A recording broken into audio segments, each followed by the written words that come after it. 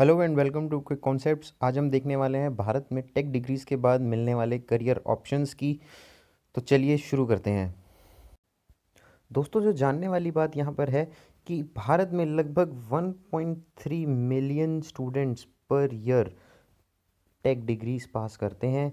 और कंपटीशन, क्योंकि नंबर इतना ज़्यादा है तो कंपटीशन भी इतना हाई है कि सिर्फ 20% जो स्टूडेंट हैं इन 1.3 मिलियन में से, सिर्फ 20% स्टूडेंट जो है वो अपनी डिज़ायर की टेक जाइंट्स में जॉब ले पाते हैं। तो इसके अलावा क्या करियर ऑप्शंस हैं कंपनियों, प्राइवेट कंपनीज में जाने के अलावा, और क्या करियर ऑप्शंस हैं एक टेक डिग्री होल्डर के पास भारत में? तो उसी के लिए ये वीडियो है। तो चलिए आगे बात करते हैं। इंडिया टुडे की एक रिपोर्ट है जो ये कहती है कि भारत में लगभग 80% इंजीनियर जो हैं वो है अनएम्प्लॉयड। तो अब इतनी, क्योंकि देखो 1.3 मिलियन बहुत ज़्यादा नंबर है और जो जॉब वैकेंसीज निकलती हैं बहुत कम है, इसलिए दर साल जो कंपटीशन है वो हमारे लिए बढ़ता जा रहा है। सो हट के हम कुछ ऐसी जॉब ढूंढते हैं जो इस प्राइवेट वाले सेगमेंट से अलग होती है। तो चलिए शुरू करते हैं and dive into the main list. दोस्तों, सबसे पहला जो ऑप्शन हमको मिल जाता है वो है बैंकिंग में एसओ आईटी ऑफिसर का। अब एसओ से मतलब है कि specialist officer, and the specialist officer are of only for IT field. ठीक है। अब बैंक, जितने भी नेशनलाइज बैंक है, आईबीपीएस है, वो साल में कई बार एसओ आईटी ऑफिसर्स की वैकेंसीज निकालता रहता है, और जिनका pay scale 36,400 plus other incentives and DAs वगैरह है। ठीक है। तो ये एक अच्छा करियर ऑप्शन हो सकता है हम आईटी होल्डर्स बच्चों के लिए, जो प्राइवेट कंपनी से अलग एक करियर ऑप्शन देखना चाहते हैं। दूसरे नंबर पे दोस्तों आ जाती हैं डायरेक्ट मिनिस्ट्री के अंडर जॉब्स। जो गवर्नमेंट ऑफ इंडिया की मिनिस्ट्री हैं उसकी 3 संस्थाएं हैं, NILIT, नेशनल इंफॉर्मेटिक्स सेंटर, और CDAC, जिसमें साइंटिस्ट बी और प्रोजेक्ट इंजीनियर की जॉब्स समय समय पर निकलती रहती हैं। अब ये जॉब्स भी जो है दोस्तों वो हाईली पेड हैं।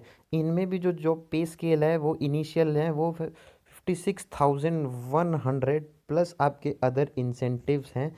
तो ये एक काफ़ी अच्छी जॉब करियर ऑप्शन आपके लिए हो सकता है। सो आप इसके लिए भी अप्लाई कर सकते हैं। अगला हम देख लेते हैं दोस्तों इंडियन डिफेंस फोर्सेस के बारे में। टेक डिग्रीज के बाद ये सबसे ग्लोरियस करियर ऑप्शन है, और ये ही सबसे हाईएस्ट पेइंग करियर ऑप्शन भी आपके लिए बन जाता है।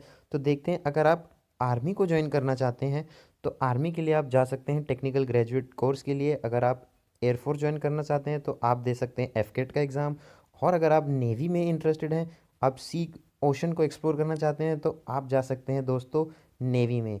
इन तीनों के साथ साथ आप दे सकते हैं दोस्तों कंबाइंड डिफेंस सर्विसेज एग्ज़ाम, जो कि साल में 2 बार कंडक्ट करवाया जाता है। पहला एग्ज़ाम होता है फरवरी के आसपास, और दूसरा एग्ज़ाम जो होता है वो दोस्तों होता है नवंबर के आसपास।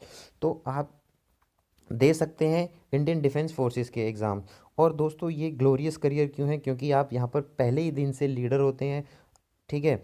और जो इसका पे स्केल है, आपकी तनख्वाह लगभग 1 लाख रुपए होती है, और इसके साथ ही जो आपकी बाकी सरकारी फैसिलिटीज़ हैं, कैंटीन की सुविधा है, मेडिकल की सुविधा है, ये सब आपको मिल जाता है इसके साथ। ठीक है।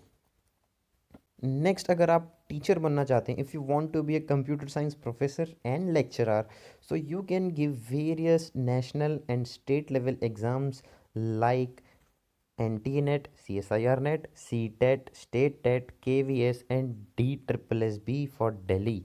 तो आप इन एग्ज़ाम्स को देकर आप बन सकते हैं कंप्यूटर साइंस के प्रोफेसर, या आप बन सकते हैं एक किसी स्कूल के लेक्चरर।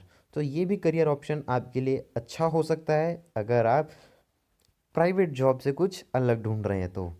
नेक्स्ट हम दोस्तों देख लेते हैं गेट एग्ज़ाम्स के लिए। गेट एग्ज़ाम के बाद दोस्तों आप ज्वाइन कर सकते हैं भारत की नवरत्ना और महारत्ना कंपनीज, जिनमें पे स्केल और जो अदर फैसिलिटीज़ हैं वो बहुत ज़्यादा होती हैं।